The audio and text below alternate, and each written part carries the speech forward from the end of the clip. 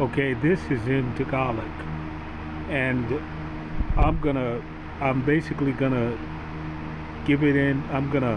I've already listened to it and somewhat know what it says. So I'm gonna go over to ChatGPT and let ChatGPT explain it because ChatGPT can explain it better than I can. I'll just be honest. And here we go.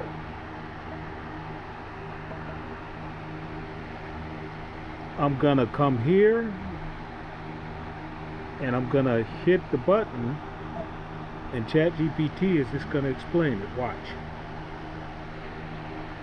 The National Bureau of Investigation, NBI, in Cebu recently arrested a content creator for allegedly disseminating false information by editing an online news item. The individual altered a news report to falsely suggest that President Ferdinand Bongbong Marcos Jr. advocated for the legalization of illegal drugs. This edited content was then shared on social media platforms, misleading the public. The content creator faces charges under Article 154 of the Revised Penal Code in relation to Section 6 of Republic Act No. 175, also known as the Cybercrime Prevention Act of 2012. Article 154 of the Revised Penal Code pertains to the unlawful use of means of publication and unlawful utterances. It penalizes any person who 1. Publishes false news that may endanger public order or cause damage to the interest or credit of the state. 2. Encourages disobedience to the law or to the constituted authorities. 3. Maliciously publishes or causes to be published any official resolution or document without proper authority. 4. Prints, publishes, or distributes books, pamphlets, periodicals, or leaflets that do not bear the real printer's name. The penalty for violating Article 154 is arresto mayor, which translates to imprisonment ranging from 1 month and 1 day to 6 months, or a fine ranging from 200 to 1,000 pesos, or both.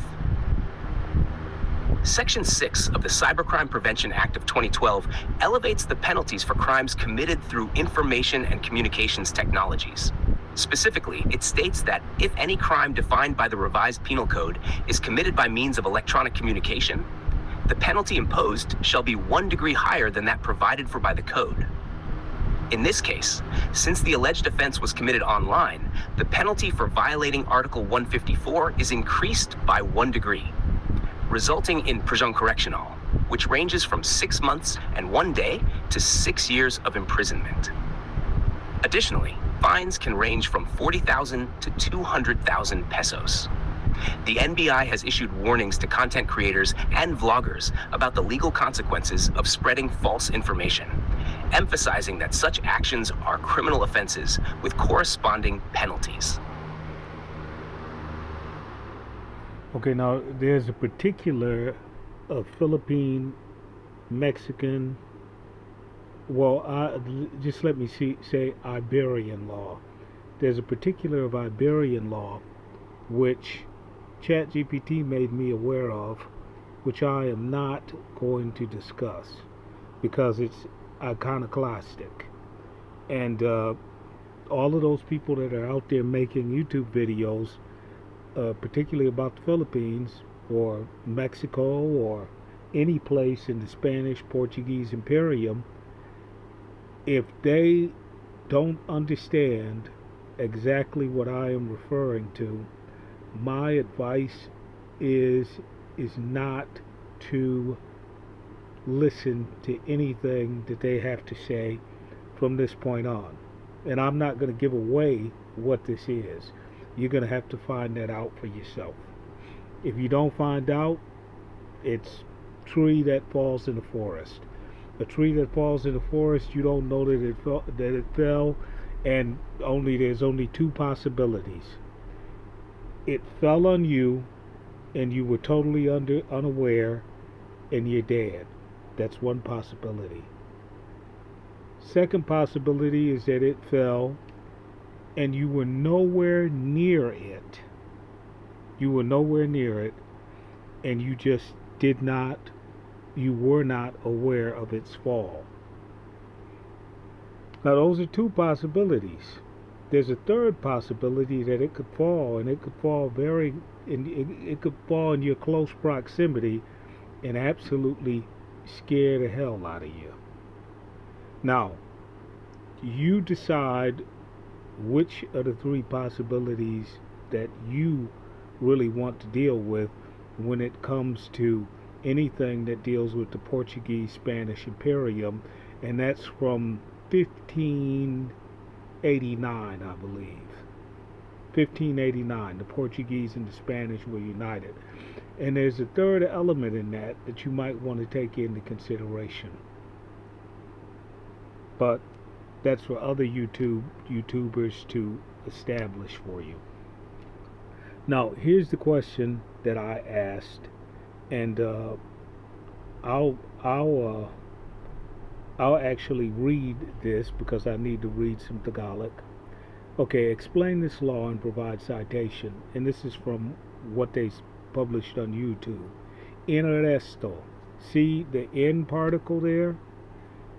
See the Spanish word arresto? In arresto. Like it is like the German "geh." It's the past tense. If I go arresto, putting a UN infix in there, that means that I go arresto. I am arresting. This is the past tense. Okay, now this is pretty simple. This is pretty simple Tagalog. But here's the thing. When you watch people that are explaining to you on these channels about the Philippines and about Tagalog, the thing of it is that they can't even get to the particle. But you have confidence in them in saying that you can actually arrive in Cebu, Dumaguete, whatever, and you can't even read this. You can't even read this simple utteration.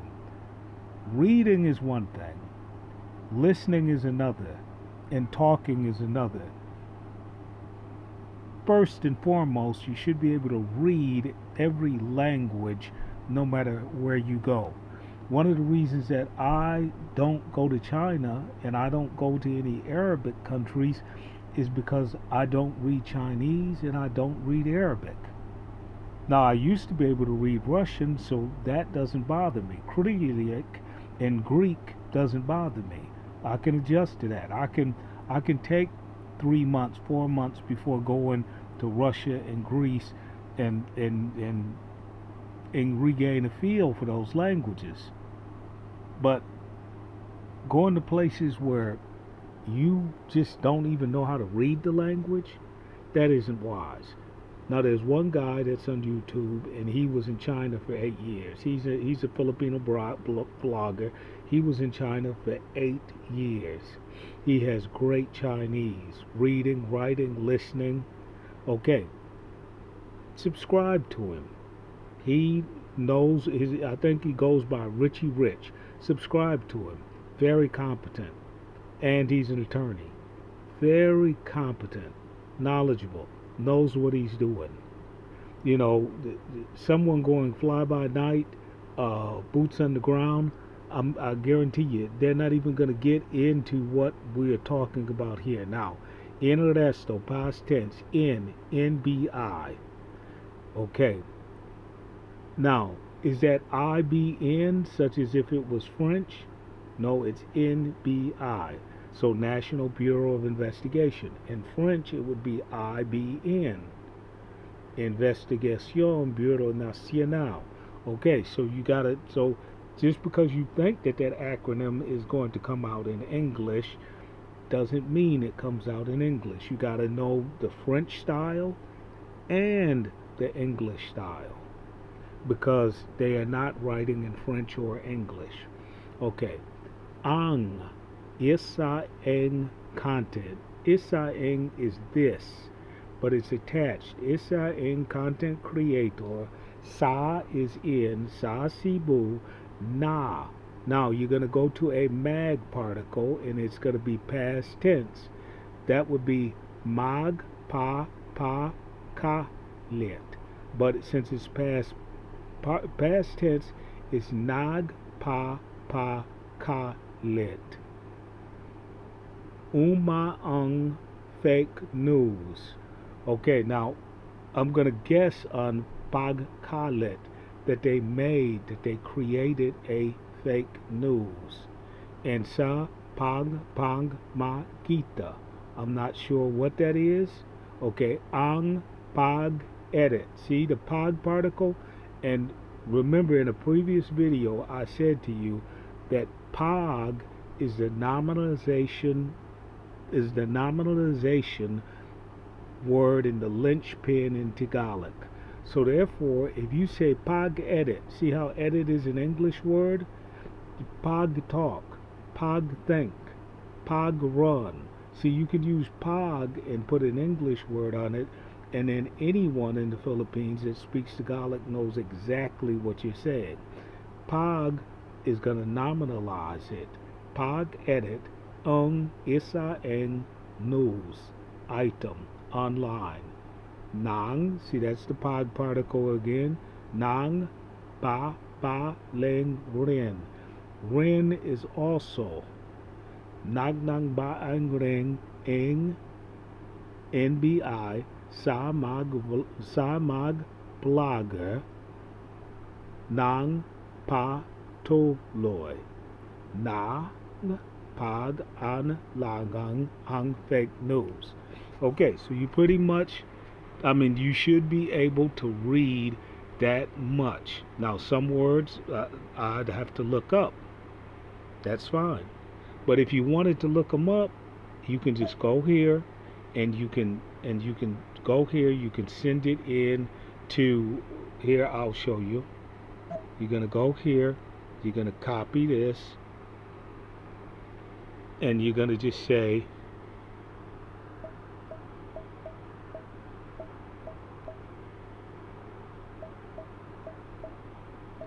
explain the verbs.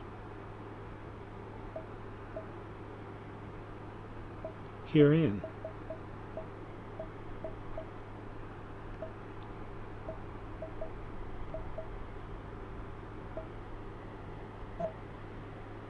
See?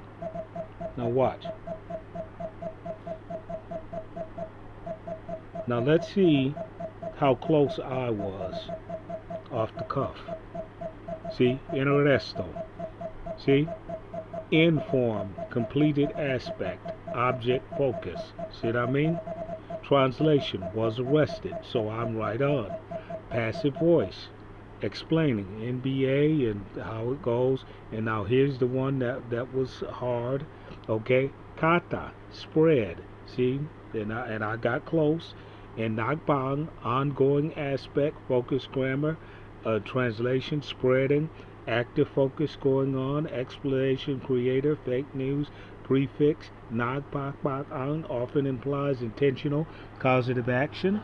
Okay, so I got that wrong, but I recognize what they're saying. Nang pa is a legitimate part of the grammar. That is not mag. Okay, so read about it maybe 20 years ago, and so finally I encounter it. Okay, now pag. See where he's going into pag, and he's gonna explain that pag is going to be the nominalization, and they've already told me this before. ChatGPT has already told me this before, so I know. Okay, now here's the verb that I just don't know. Ba la, warning. See? Now, so I know that that's nag, and that's a progressive, and watch. Completed, ongoing, focused. See? See? Okay, so I know what's going on. And then here's that na pa ga island. So I gotta know what the verb is gonna be.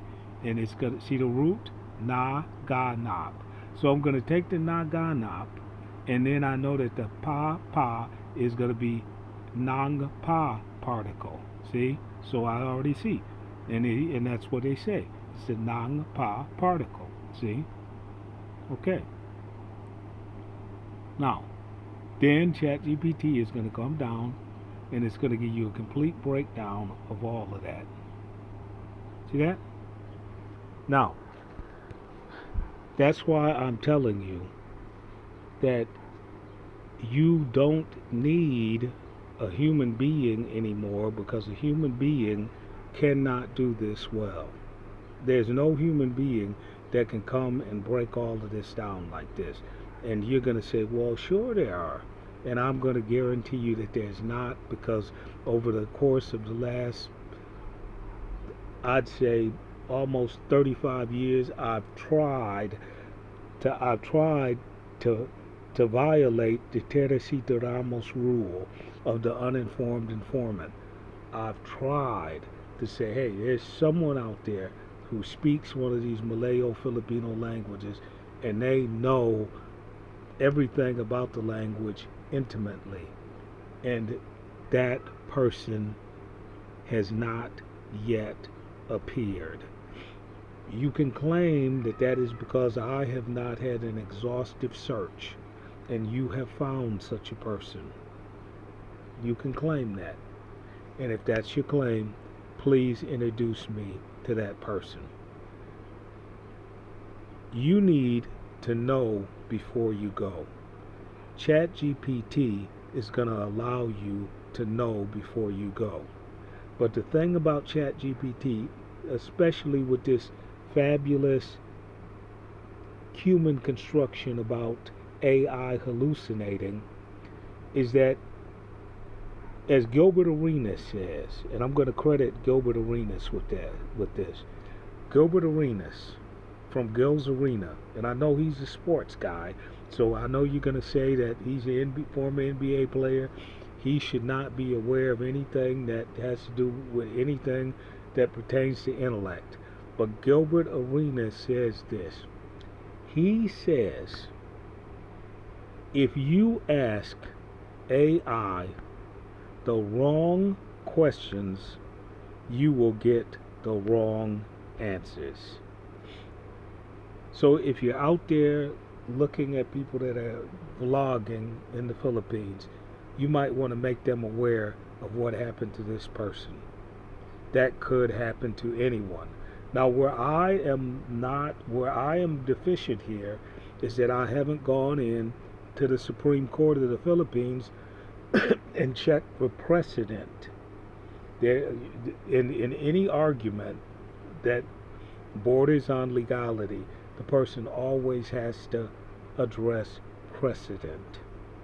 So this person, since I haven't checked precedent, this person may well have been arrested. This person may well be tried. But this could be the first person ever tried for this. So conviction might be unlikely. Or this could be the millionth person charged with this. And precedent is well established. And the argument and pattern, the prosecutorial argument and pattern is fixed and set. So I'm not saying that I know which of these things is the reality of this situation. And you should not speculate that I know or that you know. That's something that you will have to check out for yourself. What is the precedent? Because the Philippines does use stare decisis. But I'm going to say that with caveat emptorum. That is not exactly precise. So, cuidado.